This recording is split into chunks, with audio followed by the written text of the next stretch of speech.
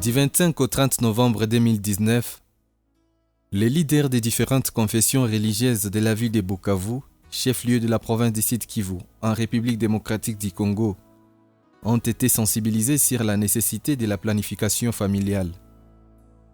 Tout a commencé par les engagements pris conjointement entre les différentes confessions religieuses de la RDC, Defense to Action Network, Cordaid et l'Université Al-Azhar de l'Égypte, lors de la caravane interconfessionnelle d'apprentissage pour la promotion de la planification familiale au Sud Kivu.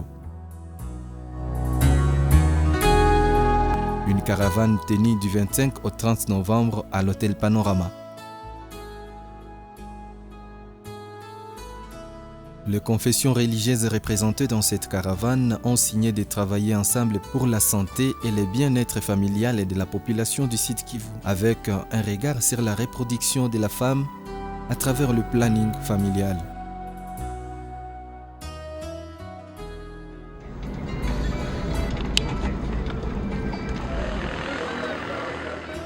De l'engagement à la réalisation.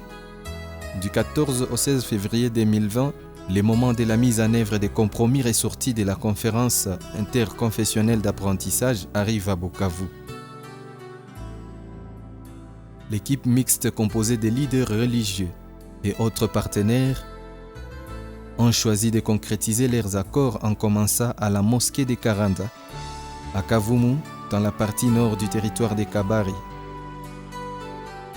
À ce lieu de culte, les fidèles musulmans ont réservé un accueil chaleureux à la délégation venue de la ville de Bukavu. Et parmi eux, signalons la présence remarquable du révérend pasteur Graça Kaiso de l'église anglicane venue de l'Ouganda, qui a accepté de ôter pour la première fois les souliers devant la mosquée au nom des engagements sur le planning familial.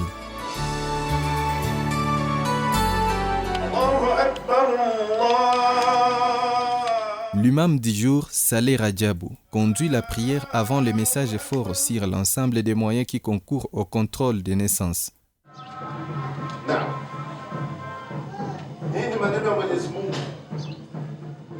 Celui-ci explique aux fidèles que la loi mosaïque, reprise dans le Coran, encourage la naissance désirable.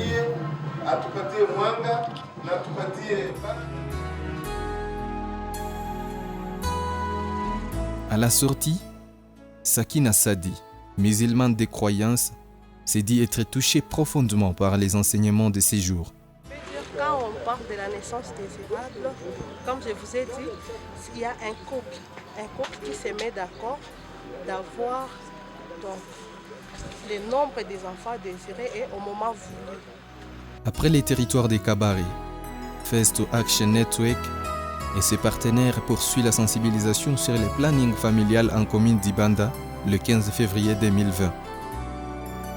Le contexte socio-culturel de la province du Sud Kivu prouve les besoins de la sensibilisation sur la naissance désirable. Selon un rapport, sur 518 zones de santé en RDC, seulement 359 reçoivent un appui d'un ou plusieurs partenaires pour les services de planning familial. Aussitôt arrivé à l'église des Adventistes du 7e jour, la même chaleur d'accueil s'est vite manifestée. Au nom des engagements signés pour faire connaître la nécessité du planning familial, l'imam à son tour prie avec le chrétien adventiste. Le représentant légal de cette église au Sud Kivu, Malunza Monga Simba, trouve dans cette sensibilisation l'opportunité de permettre aux femmes de rester plus fortes physiquement. Nous avons aujourd'hui reçu des visiteurs de marque. C'est la plateforme Faith in Action avec nos frères de Cordaid de l'Église catholique. Ils sont venus assister au culte de l'Église adventiste avec pour objectif de parler, de faire une petite sensibilisation sur le planning familial. Idumbo Godelive, quant à elle, mère de 4 enfants, se rappelle des bénéfices tirés de la caravane du mois de novembre et présentement, Elle croit que le planning familial est prouvé du point de vue scientifique et La biblique. délégation de Faith to Action, ensemble avec la Cordette, ont choisi de venir ici à l'église adventiste parce que nous étions en caravane avec eux. Et cette caravane parlait de la planification familiale. Ils ont jugé bon aussi de participer avec nous ici à l'église pour la mise au point de ce qu'on a parlé dans la caravane. Et c'était vraiment une bonne chose. Et c'est une bonne chose pour le planning familial parce que ça aide plus nos familles. Et moi, je suis en tant que point focaux de l'église adventiste. J'ai vu que c'était vraiment impérieux de la présence de la cordeuse de Faith to Action dans notre église. Et c'était vraiment une bonne ambiance. Je remercie vraiment cette délégation. L'homme est en pratique parce qu'ils ont donné vraiment, ils ont valorisé la femme. Dans quel sens, de comment planifier. Parce que c'est nous les femmes qui souffrons. C'est nous les femmes qui ont tant de difficultés pour avoir la naissance. Maintenant, comme conseil, et ça a été même bibliquement, même scientifiquement, ça nous aide plus les femmes. Et comme les papas aussi étaient là, c'était vraiment un bon conseil. Ça montre que la femme doit espacer la naissance. Et la planification aide vraiment la famille pour que la maman ait une bonne santé. Et du point de vue aussi économique, ça aide plus aussi les papas dans la maison. Le soutien politique à tous les niveaux de gouvernance est également essentiel pour augmenter l'utilisation du planning familial en RDC. Le gouvernement congolais continue de mener des actions pour améliorer l'accès et l'utilisation de la planification familiale sur l'ensemble du pays. Nous voici à la cathédrale Saint-Pierre anglicane de l'essence Major Vangu, à Bukavu. Le seul message divulgué par les hommes de Dieu, c'est le planning familial.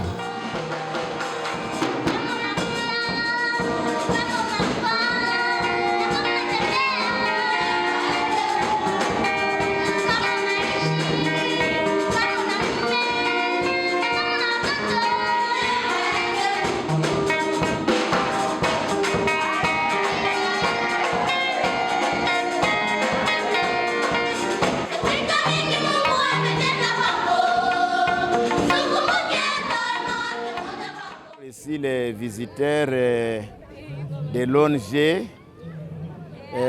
Faith Action Network sont venus prier avec nous, mais aussi pouvoir prêcher la parole aux fidèles de l'Église anglicane, mais aussi apprendre à nos fidèles comment ils peuvent normalement commencer à penser à faire la naissance désirable dans leur famille. Moi, j'ai tout bien apprécié parce que d'abord le message était bon, disant à tous les chrétiens que nous tous nous sommes des créateurs de Dieu et que nous devons nous aimer les uns les autres, mais aussi respecter chacun de nous.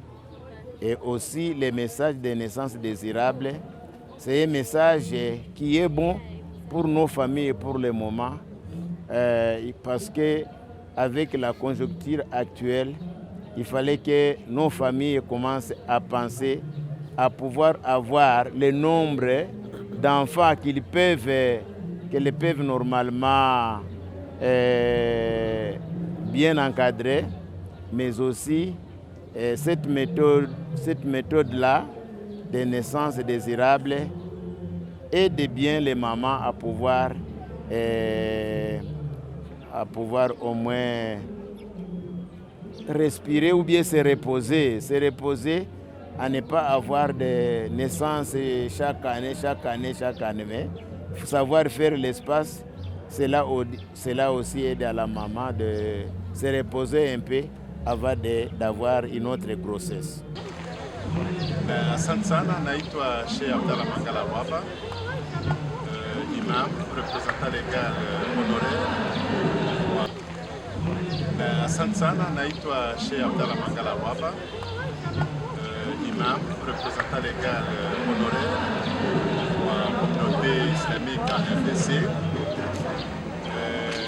Namshukuru Mwenyezi Mungu kuona leo sikukuu ya Mwenyezi Mungu, askofu ametupokea hapa katika kanisa lake la hapa Bukavu kwa kwenye maombi ya siku ya Mungu.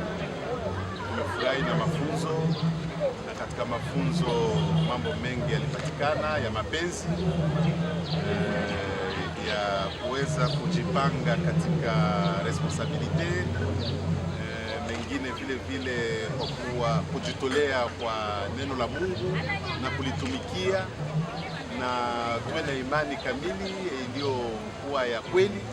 An interfaith organization, global organization that works on issues of family life and family well-being. This is part of our initiative, Faith to Action partnership with Code Aid. I am here in Bukavu as part of the effort of 3 organizations, Faith to Action Network and Code Aid and Al-Azhar University of Egypt, to try and mobilize faith leaders in Bukavu to work together in addressing issues that are impacting on the life of the people, especially the issue of family planning and the issue of being responsible stewards of their environment. I feel encouraged when I see that religious leaders are working together. We have had Sheikh Magara here with us in the cathedral, worshiping with us. And he had the chance to share also about the importance of religious leaders working together on issues that are affecting the community. I feel encouraged that the leaders, the faith leaders, are beginning to appreciate that they are called to serve all the people of God, not people of their denominations. So that is an encouraging development, which I'm excited about. I'm also excited that there were many young people in the cathedral, and you could see that they were listening intensively about how to make responsible choices about their lives as young people. This mission was to accompany. We were accompanying the leaders here, and there is already so much work that is going on. Yesterday, we were in the Seventh-day Adventist Church. On Friday, we were in the mosque, and you could see that the leaders everywhere were enthusiastic and committed to working on this issue of helping their communities to make responsible choices in relation to family planning.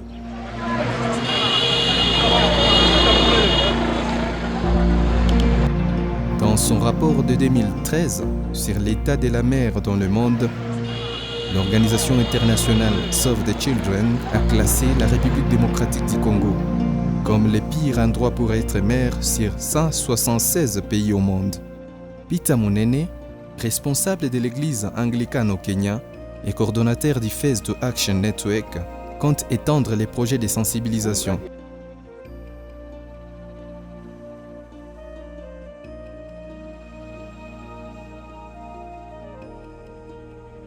Mradi hauishii hapa Bukavu mjini peke yake.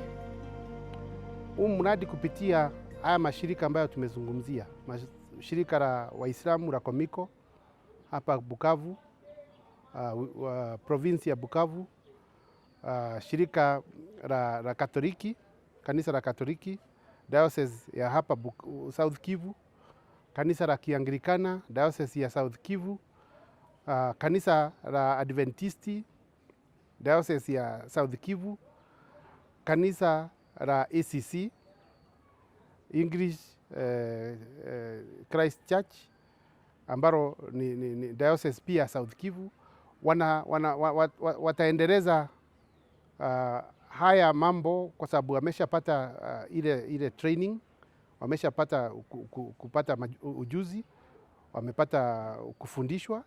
Wataendeleza haya kwa sababu kuna commitment, kuna ile commitment walishafanya na wakubwa wa madini wakaisaini pamoja kwamba wataunga mkono na watalizungumzia swala la uzazi wa majira. Sasa wanatarajia kwamba wataenda Warungu, wataenda Kabare, wataenda Ujira, waende inaitwa Fisi, waende Shabunda na waende Ijwi. Kisha kuna wale ambao wanatumika pia na maredio kama kanisa la Waadventisti. Wao wana redio ya kwao hapa kwa makao makuu. Hiyo redio nayo itasambaza hii habari ya uzazi wa majira, planning familia, katika sehemu tofauti tofauti. Kuna huku South Kivu, wataenda mpaka Goma. Hiyo redio itafika Goma na ifike sehemu zingine ambazo ni za habari. Shirika la Waislamu la Komiko, mkoa hapa mkoani wa South Kivu, wana mpango kwamba watatumia redio pia, na pia watatangaza hizi habari kupitia televisheni ya kitaifa. Kwa hivyo hazitafika tu hapa South Kivu, bali zitafika hata nchi nzima kupitia kutumia vyombo vya habari. Kwa hivyo hii habari haitaishia hapa tu, itakuwa katika sehemu tofauti tofauti. Shirika la CODAID na shirika la Faith to Action Network na University ya Al-Azhar ya kule Misri pia hizi habari zitakuwa kwa website zao, mitandaoni ya mashirika yao. Kwa hivyo hizi habari hazienei tu hapa nchini, bali zitaenea hata kimataifa. Kwa hivyo hii sio habari ambayo ni ndogo, hii ni habari ambayo itaenea, kitu ambacho kimefanyika hapa South Kivu ni kitu ambacho kitafikia mataifa tofauti tofauti. Niseme tu kwamba tayari huu mradi umezungumziwa sana huko Amerika, utazungumziwa Morocco mwezi wa 3, na utazungumziwa nchi zingine. Umezungumziwa katika nchi ya Uholanzi, Netherlands, na nchi zingine zinaendelea kujifunza kwamba ni nini ambacho kimefanyika hapa Bukavu. Sio kitu kidogo, ni kitu kikubwa ambacho hii habari itaenea sehemu nyingi sana. Mimi nitasema hivi, sisi shirika letu linasimamia kwa hivi sasa mambo matatu ya muhimu. Jambo la kwanza ni kwamba sisi tunaunga mkono jamii kuishi kwa pamoja, kuishi kwa amani. Wawe ni watofauti za dini, wawe ni watofauti za kisiasa, wawe ni watofauti za makabila, wawe ni watofauti ya kiumri, wawe ni watofauti ya rangi, wanapaswa kuishi pamoja. Kwa sababu sisi katika msingi wetu tunasema kwamba watu wote wameumbwa na mfano wa Mungu. Sasa mtu ambaye ameumbwa na mfano wa Mungu, haijasemekana kwamba yule mtu ni mweusi, yule mtu ni mweupe, yule mtu ni Mhindi, yule mtu ni Mwafrika, yule mtu ni Mchina. Ni mtu, binadamu. Mungu ameweka watu wake sehemu tofauti tofauti. Ameweka wengine Kenya, akaweka wengine Tanzania, akaweka wengine Democratic Republic ya Congo, akaweka wengine South Africa, akaweka wengine Egypt, akaweka wengine Europe, akaweka wengine Amerika. Sasa hakusema kwamba hao ambao wamewekwa sehemu tofauti tofauti sio watu ambao wameumbwa kwa mfano wake. Wote wameumbwa kwa mfano wake. Awe ni mseruseru, awe ni mweusi, awe ni mweupe, awe ni rangi ya kijano, wote wameumbwa kwa mfano wake. Kwa hivyo mtu akiona yule mwingine amuone kwamba anamuona mfano wa Mungu. Kitu cha kwanza. Cha pili ni kwamba sisi tunazungumzia sana mambo ya kutetea akina mama na usawa wa jinsia, gender justice, kwamba kuwe na usawa, kuwe na haki ya jinsia, gender justice. kwa sababu tumeona kuna vitu nyingi sana zinafanyika. Kuna kitu ambacho tunaita ukandamizaji wa kijinsia, gender based violence. Watu wanapigana, unakuta mke amepigwa na mume, mume amepigwa na mke, watoto wamepigwa, wengine hizo mambo kama hayo, ukeketaji wa wasichana, mambo ya kuoza wasichana wakiwa na umri mdogo, msichana hapati nafasi ya kuendelea na masomo, akafikia kiwango ambacho Mungu angeweza kumpea afikie kulingana na ile akili ambayo amemweka ndani yake. Hiyo nafasi ya uwezekano huo inakatizwa na mimba ama na ndoa za mapema. Kitu cha tatu ambacho tunakizungumzia ni afya. Afya ya jamii na familia, ambayo afya ya jamii na familia tunazungumzia familia zikae zikiwa zina amani, familia zikae zikiwa zina afya. Na sasa katika hilo tunazungumzia mambo ya afya ya uzazi na jinsia. Hiyo ni sexual reproductive and health. Tunazungumzia mambo ya family planning, uzazi wa majira, na hayo tunasema ni vitu ambavyo viko katika vitabu takatifu, viwe vya Waislamu, viwe vya Wakristo. Haya mambo yote ambayo tumezungumzia yako katika Biblia, yako katika Qur'an. Sasa watu wasije wakayaona kwamba haya mambo ni mambo ambayo yametokea tu. Ni mambo ambayo kwa kweli yamezungumziwa sana katika vitabu vitakatifu. Ni watu tu kufuata na kupata uelewa ambao ni wasawa. Mimi nataka niseme studio ya Ema Production wamenifurahisha.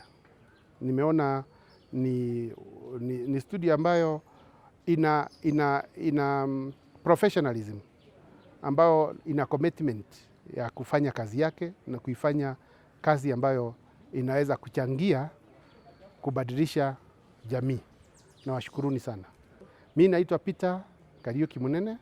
Mimi ndiye mkurugenzi wa shirika la Faith to Action Network, ambalo makao makuu yake yako Nairobi, Kenya, lakini ni kama vile nilianzia, ni shirika la kimataifa linahusisha dini tofauti tofauti na madhehebu tofauti tofauti ya dini.